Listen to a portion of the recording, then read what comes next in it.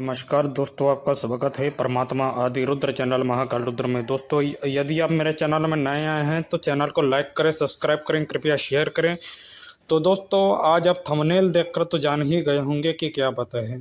तो दोस्तों, हर हर महादेव, जय मां काली, ओम विष्णवे नमः।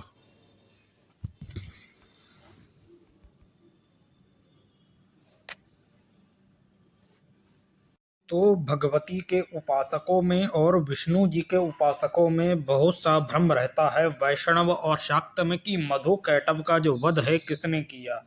जो आखिरकार जो मधु कैटभ दोनों असुरों का संहार किसने किया है, भगवान विष्णु ने किया है या भगवती ने किया है, बहुत बड़ा प्रश्न रह जाता है।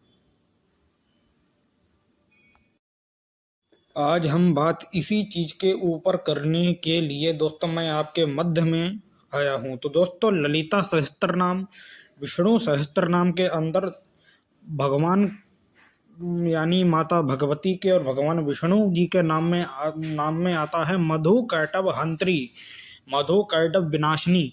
उस प्रकार विष्णु सहस्त्र नाम में आता है मधु कैटभ संहाराय, मधु कैटभ विनाशिनी। तो इस प्रकार से दोनों में आता है। अब दोस्तों, ये तो हो गई हमारे ग्रंथों के अंदर। तो दोस्तों, अब हम ग्रंथों के ऊपर बात करते हैं। तो विष्णु पुराण के अनुसार भगवान विष्णु के द्वारा मधु कैटभ का संहार किया गया। और ये चीज अब हम शाक्त जो ग्रंथ हैं जिसमें यदि हम जावें तो श्री दुर्गा सप्तशती में मधु कैटभ का वध भगवती ने किया, बड़ा प्रश्न है।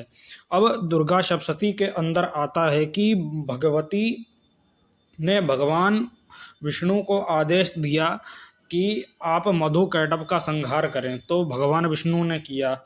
परंतु दुर्गा चालीसा के अंदर वर्णित आता है मधु कैटभ भगवती ने संहार किया। अब लोग के अंदर बड़ा प्रश्न है कि वैष्णव शाक्त के अंदर कि बड़े कंफ्यूज हैं कि मधु कैटभ का वध भगवान विष्णु ने किया है या भगवती ने किया है, बहुत बड़ा प्रश्न आ जाता है।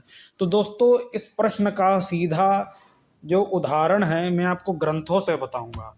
तो दोस्तों, अब हम विष्णु पुराण के 9वें अध्याय के 15वें श्लोक में चलते हैं। तो उसमें वर्णित आता है कि विष्णुं यतेनं महाप्रभुं यतं महाविष्णुं गर्भोत्कसायतार विष्णुमयुत्वाह यतायेतं च मधुकैटभ यतं संहाराणायं तेनं दुष्टं खलखलं विनाशये मधुकैटभमलश्च कर्णा उत्पन्ना असुरा यस्यं गर्भोत्कसा यस्यं विष्णु यस्येतम् असुराकृतीति राक्षसोति यस्तं तेत संहारुणामहात्वं गर्भोत्पतितानाम विष्णुः। अब इस प्रकार से वर्णन आता है कि भगवान विष्णु के द्वारा मधु कैटभ का वध किया गया। अभी विष्णु पुराण के 9वें अध्याय में वर्णन आया कि भगवान महाविष्णु के एक जो स्वरूप हैं, जो गर्भोत्कसाई भगवान विष्णु जो वैकुंठ लोक में निवास करते हैं, भगवान महाविष्णु का एक स्वरूप हैं श्री गर्भोत्कसाई विष्णु। उनके कर्ण के कान के मैल से उत्पन्न मधु और कैटभ जिनका वध भगवान विष्णु के द्वारा किया गया। अब ये तो क्लियर हो जाता है कि मधु कैटभ का वध विष्णु पुराण के अंदर भगवान गर्भोत्कसाई भगवान विष्णु के द्वारा मधु कैटभ का वध किया गया, जो भगवान महाविष्णु के स्वरूप हैं। श्लोक भी आता है 90 अध्याय के पहले श्लोक भी आता है, गर्भोत्कसाई विष्णु असिरोध असाई विष्णु और गसिरोध कसाई विष्णु उत्पन्नम येदि महाविष्णु त्रिभज्यानाम स्वरूपम, यानी त्रिभज्यानाम स्वरूप, यानी 3 भाग में भगवान महाविष्णु के ये 3 स्वरूप हैं। ये तो क्लियर है भगवान महाविष्णु से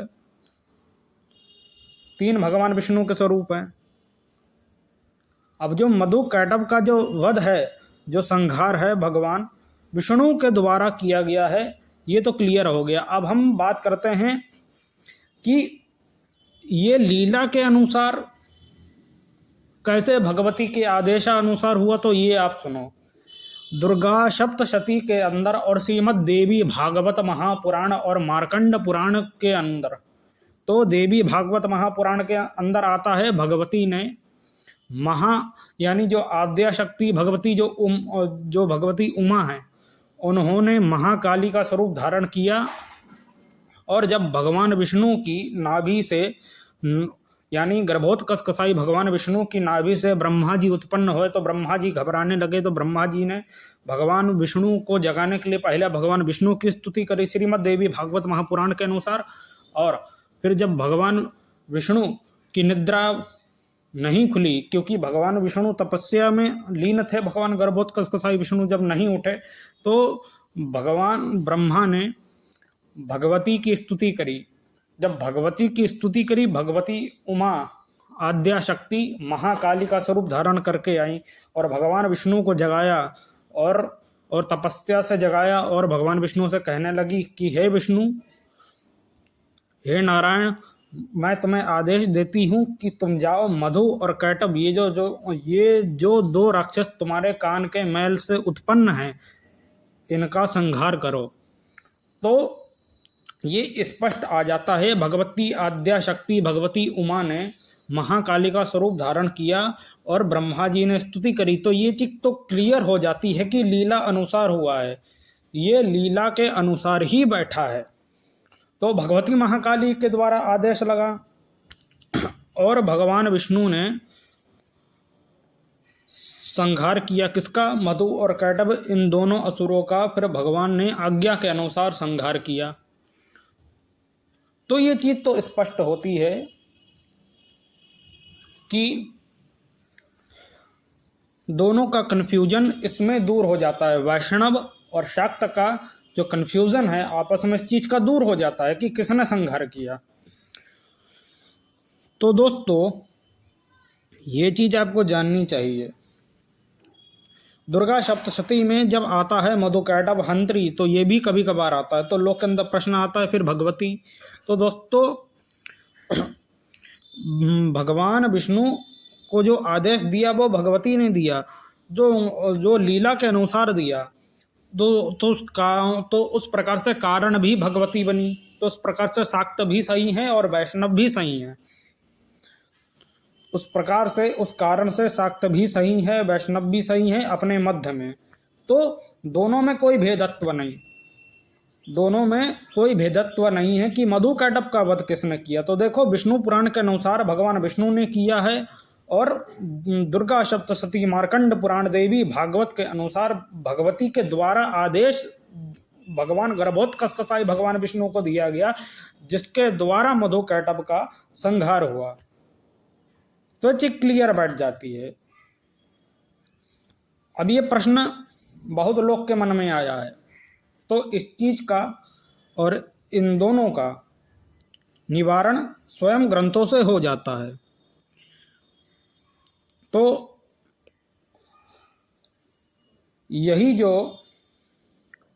प्रश्न है वो लोग के मन के अंदर रौंदता रहता है। जो शक्ति का उपासक है, जो भगवती महालक्ष्मी महासरस्वती महा उमा का उपासक है, लक्ष्मी यानी सरस्वती उमा यानी सरस्वती लक्ष्मी उमा देवी का जो उपासक है, यानी जो शक्ति का उपासक है, भगवती उमा शक्ति का उपासक है, आद्या शक्ति भगवती उमा का, उनके अंदर प्रश्न आता है। जो भगवान महाविष्णु का उपासक है, उनके अंदर प्रश्न आता है। तो जो वैष्णव शैवों के अंदर जो प्रश्न है, इस चीज का निवारण ग्रंथों से हो जाता है। तो ये चीज हमें जाननी चाहिए। तो दोस्तों, आपको मेरे चैनल अच्छा लगा, लाइक एंड सब्सक्राइब करें, कृपया शेयर करें। ओम नमः शिवाय। यदि आपको मेरी जानकारी अच्छी लगी हो, लाइक करें, सब्सक्राइब करें, कृपया मेरे चैनल को शेयर करें। और कोई मध्य में प्रश्न हो तो वे भी जरूर पूछें मेरे चैनल के अंदर।